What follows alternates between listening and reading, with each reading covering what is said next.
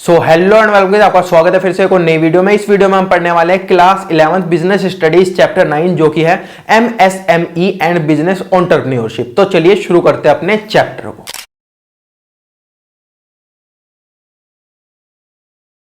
तो सबसे पहले हम देखते हैं कि MSME की फुल फॉर्म क्या होती है। तो देखो, micro small and medium enterprises. Micro का मतलब सबसे छोटी, स्मॉल का मतलब उससे थोड़ी बड़ी, मीडियम का मतलब सबसे बड़ी एंटरप्राइजेस, इसको हम बोलते हैं MSME। अब देखते हैं इनका रोल क्या होता है। तो देखो, इनका सबसे पहला रोल होता है बैलेंस बना के रखना मार्केट के अंदर। अगर मार्केट के अंदर केवल बड़ी बड़ी एंटरप्राइजेस होंगी तो मार्केट बैलेंस रहेगा नहीं, छोटी छोटी होंगी तो रहेगा नहीं। मीडियम, छोटी, बड़ी, हर टाइप की एंटरप्राइजेस चाहिए मार्केट के अंदर। इसके बाद है चॉइस। अब कोई एंटरप्राइजेस बनाना चाहता है, अपना बिजनेस बनाना चाहता है, उसके पास बहुत सारी चॉइस होंगी। वो स्मॉल बना सकता है, माइक्रो बना सकता है, मीडियम बना सकता है।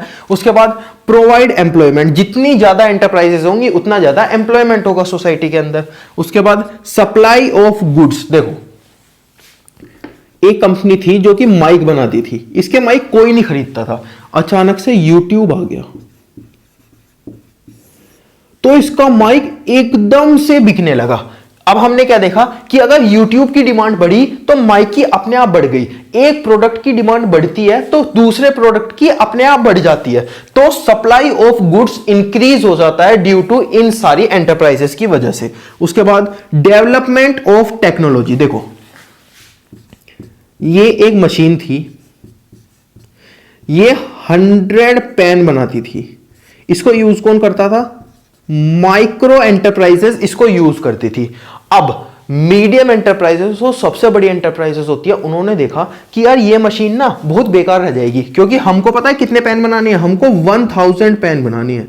तो इस मशीन का हम क्या करें? इन्होंने एक ऐसी मशीन डेवलप की जो कि एक बार में 1000 पेन बना सकती थी। तो यहां पे हमने क्या देखा? टेक्नोलॉजी अपने आप डेवलप हो गई। जो माइक्रो को चाहिए वो मीडियम को नहीं चाहिए, वो अपने हिसाब से टेक्नोलॉजी डेवलप करेगा। जो स्मॉल को चाहिए वो माइक्रो को नहीं चाहिए, वो अपने हिसाब से टेक्नोलॉजी डेवलप करेगा। तो टेक्नोलॉजी अपने आप ही डेवलप हो जाएगी सोसाइटी के अंदर। इसके बाद डेवलपमेंट ऑफ सोसाइटी। अब सोसाइटी को अच्छे गुड्स मिलेंगे, फेयर प्राइस पे मिलेंगे, टेक्नोलॉजी अपग्रेड हो जाएगी, एम्प्लॉयमेंट मिल जाएगा, तो सोसाइटी तो अपने आप ही डेवलप हो जाएगी। इसके बाद न्यू बिजनेस अपॉर्चुनिटी। हमने यहीं पे देखा जैसे यूट्यूब आ गया तो माइक की अपने आप डिमांड बढ़ गई। इसका मतलब माइक की और ज्यादा कंपनियां खुल सकती है ना मार्केट के अंदर। तो अगर एक चीज चलती है तो दूसरी चीज की डिमांड बढ़ जाती है, जिसकी वजह से न्यू बिजनेस खुलने की अपॉर्चुनिटी अपने आप ही बढ़ जाती है।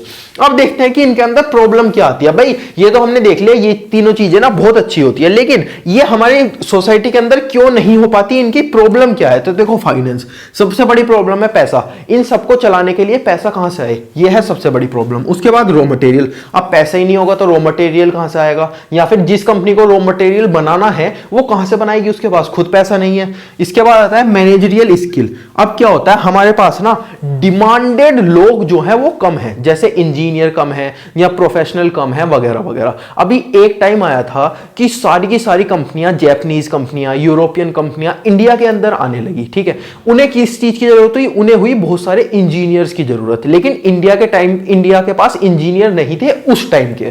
ठीक है, तो उन्होंने क्या करा? इंडिया वालों ने इंजीनियरिंग करनी स्टार्ट करी और इंजीनियर प्रोवाइड होते गए मार्केट के अंदर। अब ये हो गया है कि इंजीनियर तो हो गए ज्यादा और जो हमारी कंपनी थी वो हो गई कम। तो मैनेजरियल स्किल हमारे पास लिमिटेड है। हमारे पास ऐसे नहीं है कि बहुत सारे लोग बैठे हैं जो कि काम अच्छे से करते हैं। एक टाइम पे इंजीनियर की डिमांड नहीं थी, आज इंजीनियर की है लेकिन कुछ और लोगों की नहीं है। इसके बाद आता है मार्केटिंग। अब एक कंपनी है जो कि XYZ कंपनी है, ठीक है, वो पता है क्या बनाती है? ये पेन बनाती है। आपने सुना है कभी उस कंपनी के बारे में? मैंने भी नहीं सुना। कंपनी को ना अपना प्रोडक्ट मार्केट करना पड़ता है, अपना प्रोडक्ट बताना पड़ता है लोगों को कि भाई मैं ये प्रोडक्ट बनाती हूं। अब उनके पास हमने देखा कि फाइनेंस की तो दिक्कत है, पैसों की तो दिक्कत है ही, तो वो कैसे करे अपना मार्केट? ये भी एक बहुत बड़ी दिक्कत है। क्वालिटी। अब बहुत सारी कंपनी ना बहुत सारे प्रोडक्ट बनाना चाह रही है, तो उनके चक्कर में उनकी क्वालिटी जो है ना वो डिक्रीज होती जा रही है। इसके बाद कैपेसिटी। हर कंपनी की अपनी अपनी अलग अलग कैपेसिटी है। सपोज कोई कंपनी 100 यूनिट बनाती है। अब वो क्या सोचेगी कि मैं 150 बनाने लगूं, अरे ऐसे कैसे बनाने लगे, उसके चक्कर में उसकी जो क्वालिटी है अपनी कैपेसिटी को बढ़ाने के चक्कर में वो सब कुछ होच फोच कर देगी। इसके बाद आता है ग्लोबल कंपटीशन। अब भाई मीडियम तो चलो हम फिर भी मान ले, लेकिन ये जो माइक्रो स्मॉल है इनके अंदर इतनी सारी दिक्कत है, ये ग्लोबली कैसे कंपटीशन कर सकती है हमारे समझ नहीं आता। तो ये भी एक बहुत बड़ी प्रॉब्लम बन जाती है इसके अंदर।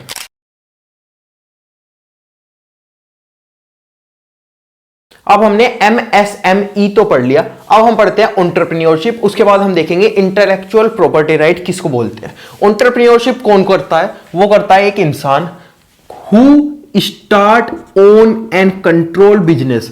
एक इंसान जो कि बिजनेस को स्टार्ट करता है, उसे ओन करता है और उसको कंट्रोल करता है, उसे हम बोलते हैं एंटरप्रेन्योर। और वो क्या करता है, वो करता है एंटरप्रेन्योरशिप। अब देखते हैं इंटेलेक्चुअल प्रॉपर्टी राइट क्या होता है। तो देखो, आपके पास एक घर है, आप इसको रेंट पे दे सकते हो, बिल्कुल दे सकते हो। अब आपके पास कुछ और चीज है, आप उसको भी रेंट पे दे सकते हो। भाई ये तो डिपेंड करेगा वो क्या चीज है। जैसे आपके पास एक ट्रेडमार्क है। ट्रेडमार्क कैसा होता है, जैसे आपके पास अपनी कंपनी का एक लोगो है, ये स्टार, ठीक है, आपका ये एक ट्रेडमार्क है, आपने ये ट्रेडमार्क कराया हुआ है कि भाई कोई भी इंसान इस लोगो को कॉपी नहीं कर सकता। पर मैं आपके पास